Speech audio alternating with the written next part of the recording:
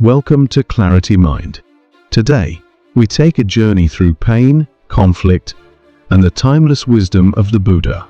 In April 2025, a tragic attack claimed 26 innocent lives in Kashmir. India grieves. The people cry out for justice. Many demand revenge. Some religious voices say, "Kill the terrorists to stop further sin." But what would the Buddha say in such a moment? Would he approve the killing of killers to protect the innocent? Or would he offer a different, deeper path? In this video, we explore how Buddha's teachings can illuminate a wise and compassionate response to this conflict. We will not speak from emotion, but from insight. We will honor the dead, not by echoing hatred, but by elevating truth. Let us begin. Topic 1. The root of conflict: craving, ego, and identity. Buddha taught that suffering arises from three poisons: craving, aversion, and ignorance. Craving for control, aversion toward the enemy, ignorance of our shared humanity. These poisons don't just infect individuals, they poison nations. India and Pakistan are caught in a cycle of retaliation. One nation bleeds, the other blames. And while ordinary people long for peace, extremists feed on fear. Buddha would not side with either state. He would look deeper. What conditions gave birth to violence? What mistaken beliefs keep it alive? He would see ego, identity, and tribal pride as false foundations. The path to peace starts with dismantling these illusions inside ourselves and within our borders. Buddha would not justify terrorism, but he would ask, what causes men to kill? What delusion makes someone choose violence over dialogue? And equally, what causes a nation to become blind with rage, responding to death with more destruction? We are not being asked to be passive, but to be wise. Buddha teaches, understand the cause, and you understand the result. So what is the cause of this violence? Ego, tribal identity, the belief in us versus them. And to break that, we must begin not with weapons, but with wisdom. Topic 2. Justice without hatred. A Buddhist response to violence. The families of the victims want justice, and they deserve it. But what is justice really? Some voices, even among religious circles, say, the killer must be killed. That is justice. That is how we stop more sin.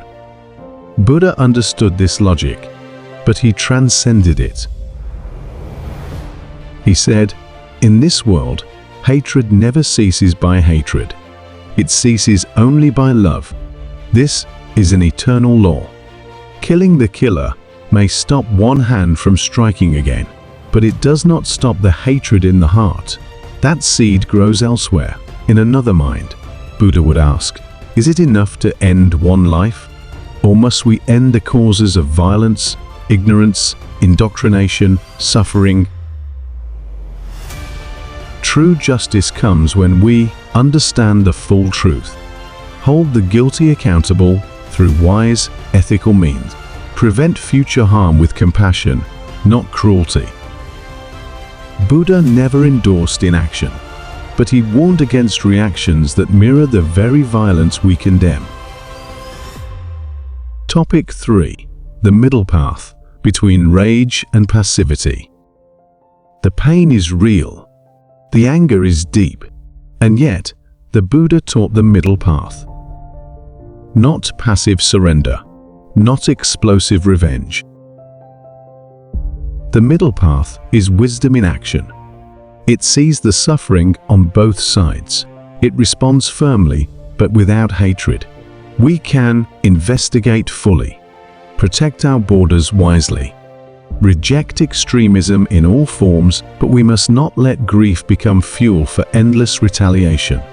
The middle path teaches us to mourn deeply, speak clearly, act ethically, and never lose our inner clarity. As Buddha said, as a solid rock is not shaken by the wind, so the wise are not moved by praise or blame. We must become that rock. Topic 4. Nationalism versus Universal Brotherhood. Who are we, really? I am Indian. You are Pakistani. I am right. You are wrong. These identities, useful on the surface, become dangerous when they become absolute. The Buddha taught anatta, the doctrine of non-self. This doesn't mean we don't love our land. It means we don't worship our ego. Think of this: a mother cries for her son, whether she lives in Delhi or Lahore.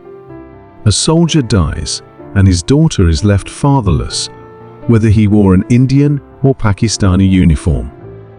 Pain has no religion. Death has no nationality. So the Buddha would ask us to step beyond the illusion, to recognize that the enemy is suffering too. To stop defining ourselves by opposition. He taught metta, loving kindness. Not a passive kindness, but a powerful wish. May all beings be free from hatred. May all beings be at peace. Imagine if this was the foundation of policy. Imagine if India stood tall, not just through military strength, but through moral clarity, showing the world that we lead not only with might, but with mind and heart. Topic 5. The path forward: karma, accountability, and peace. So what do we do now? The Buddha always returned to action. Karma, intention. Right livelihood, right effort. Let us take this moment to ask, what actions will lead to the end of suffering? India can act with clarity, investigating the attack fully, honoring the dead with integrity, holding the guilty accountable without demonizing an entire people. Pakistan must reflect if it seeks peace. It must cleanse itself of extremist ideologies. But even more important, the people on both sides must choose awakening over blind loyalty. As citizens, we must cultivate right speech, refuse to spread hate. Right intention, wish for peace, not revenge. Right effort, support diplomacy, justice, and truth. The path forward is long, but if we walk it together, not with bitterness, but with Buddha's wisdom, we can heal. To those who died, we honor you by building a world where such tragedies end. To the leaders, lead with courage, but more importantly, with conscience. And to the people, awaken. The Buddha did not come to make us passive. He came to free us from the ignorance that causes suffering. That freedom is now our responsibility to embody. This is not only a personal path, it is a guide for nations. Justice comes when we hold wrongdoers accountable, not with vengeance, but with wisdom. Peace comes when we heal what causes hatred, not just silence the haters. That is the path.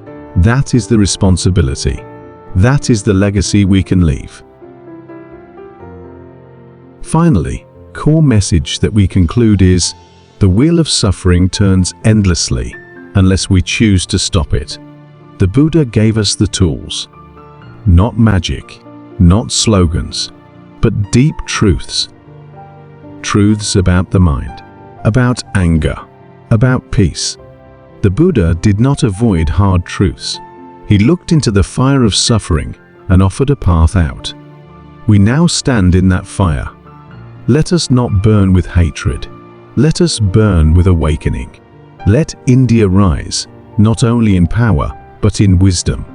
Let justice be served, not in hatred, but in clarity. And let the memory of the fallen remind us only awakening can break the cycle. This is Clarity Mind. Thank you for walking this path with us.